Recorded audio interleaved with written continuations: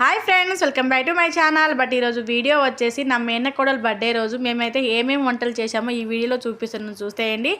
So ఇక్కడ వచ్చేసి first అయితే వెజిటేబుల్ బిర్యానీ అయితే పెట్టేశారండి. సో నేను స్టార్టింగ్ నుంచి అనేది వీడియో అనేది షూట్ చేయలేదు, ఎందుకంటే నేను ఇక్కడ అవైలబుల్లో లేను. సో అందుకనేసి నేను వచ్చిన దగ్గర నుంచి అయితే స్టార్ట్ చేశాను వీడియో షూట్ చేయడము. సో ఇక్కడైతే ఫస్ట్ వాళ్ళకి ఏమేమి వెజిటేబుల్ కావాలో అది కట్ చేసుకొని పెట్టేసుకున్న తర్వాత సో అది మొత్తం ఫ్రై అయిపోయిన తర్వాత దాంట్లోనే మనకు ఎంత వాటర్ కావాలో అంత వాటర్ వేసేసుకొని వాళ్ళ ప్రాసెస్లో చేసేసారు. బట్ మనైతే వీడియో అనేది షూట్ చేయలేదు. సో ఎంత వాటర్ కావాలో అంత వాటర్ వేసేసుకొని అవి మొత్తం బాయిల్ అయిన తర్వాత దాంట్లోనే రైస్ యాడ్ చేసేసుకోవాలి. వేసుకున్న తర్వాత మనకు ఒక 70% వరకు ఉడుకుతుంది కదా రైస్ అనేది. తర్వాత అయితే మనము గరం మసాలా పౌడర్ అలాగే ధనియా పౌడర్ వేసేసుకొని అది కింద నుంచి పైకి ఒకసారి గరిట సహాయంతో మంచిగా కలిపేసుకోవాలి. సో కలిపేసుకు ఇలా వేసుకోవడం వల్ల అంటే టేస్ట్ అనేది చాలా బాగుంటుందంట. సో తను ఎప్పుడు చేసినా ఇదే విధంగా చేస్తారంట. అంటే ఇక్కడ క్వాంటిటీ అనేది ఎక్కువ కాబట్టి ఇలా చేస్తున్నారంట ఎప్పుడైనా సరే.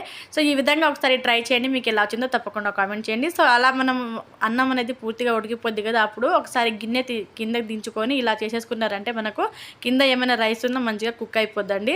సో ఇలా అయితే మనకు బిర్యానీ అనేది ప్రిపేర్ అయిపోయింది. సో అది పక్కన పెట్టేసిన తర్వాత మళ్ళీ ఇంకొక గిన్నె తీసేసుకొని స్టవ్ మీద పెట్టేసి అది హీట్ అయిపోయిన తర్వాత దాంట్లోనే మనకు ఇక్కడైతే చికెన్ కర్రీ అయితే వండుతున్నారు. సో చికెన్ కర్రీకి ఎంత ఆయిల్ కావాలో అంత ఆయిల్ వేసేసుకోవాలి. సో వేసేసుకున్న తర్వాత దాంట్లోనే కట్ చేసి పెట్టుకున్న పచ్చిమిర్చి వేసేసుకుంటున్నారు. సో పచ్చిమిర్చి అనేది మంచిగా ఆయిల్లో ఫ్రై చేసేసుకోవాలంట.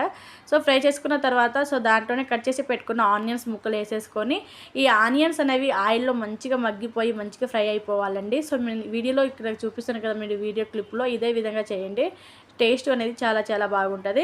సో ఈ విధంగా మొత్తము ఫ్రై చేసేసుకోవాలి. సో ఫ్రై చేసుకున్న తర్వాత మనము దీంట్లోనే అల్లం వెల్లుల్లి పేస్ట్ వేసేసుకోవాలి.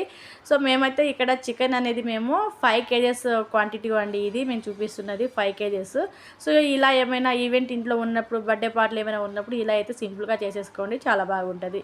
సో ఇక్కడైతే తర్వాత దీంట్లోనే అల్లం వెల్లుల్లి పేస్ట్ వేసేసుకొని పచ్చివాసన పోయేంత వరకు మంచిగా మనము ఫ్రై చేసేసుకోవాలి. సో నేను వీడియో క్లిప్లో ఏదే విధంగా చూపిస్తున్నానో అదే విధంగా మీరు ట్రై చేయండి, చాలా బాగుంటుంది.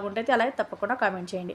సో తర్వాత మంచిగా ఫ్రై అయిపోతుంది కదా, ఫ్రై అయిపోయిన తర్వాత దీంట్లోనే మనము చికెన్ ముక్కలు అనేది యాడ్ చేసేసుకోవాలి. చికెన్ ముక్కలు ఇక్కడ నేను చూపిస్తాను చూడండి, ఈ విధంగా యాడ్ చేసుకున్న తర్వాత మంచిగా కలిపేసుకొని సో మనం చికెన్ ముక్కలు వేసుకున్నప్పుడే మనం దీనిపైన నుంచి మనము సాల్ట్ వేసుకోవడం వల్ల మనకు చికెన్ ముక్కలకి మంచిగా పట్టుతుందండి. అప్పుడు మనకు చికెన్ తిన్నప్పుడు టేస్ట్ అనేది చాలా చాలా బాగుంటుంది.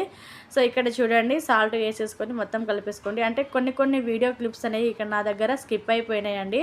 సో అందుకనేసి నేను మీకు ఎక్స్ప్లెయిన్ చేస్తున్నాను. సో ఇక్కడ మొత్తం కలిపేసుకున్న తర్వాత ఒకసారి సాల్ట్ వేసేసుకొని మరోసారి కలిపేసుకోండి. సో కలిపేసుకొని మూత పెట్టేసి మంచిగా ఫ్రై చేసేసుకోండి. సో దీంట్లో ఆయిల్ వచ్చి చికెన్ ముక్కలు ఆయిల్ వచ్చి మంచిగా అవే ఫ్రై అయిపోతాయి. సో అలా ఫ్రై అయిపోయిన తర్వాత దీంట్లో మనము పసుపు వేసేసుకోవాలి. పసుపు వేసేసుకొని మంచిగా కలుపుకుంటూ అది మూత పెట్టేసి ఒక 2 minutes వరకు మంచిగా ఫ్రై చేసేసుకోవాలి. సో చేసుకున్న తర్వాత మనకు ఎంత ఘాటు కావాలో అంత చూసి అయితే కారం వేసేసుకోవాలండి. సో మీరు ఎంత తింటారో అంత చూసి వేసేసుకోవాలి.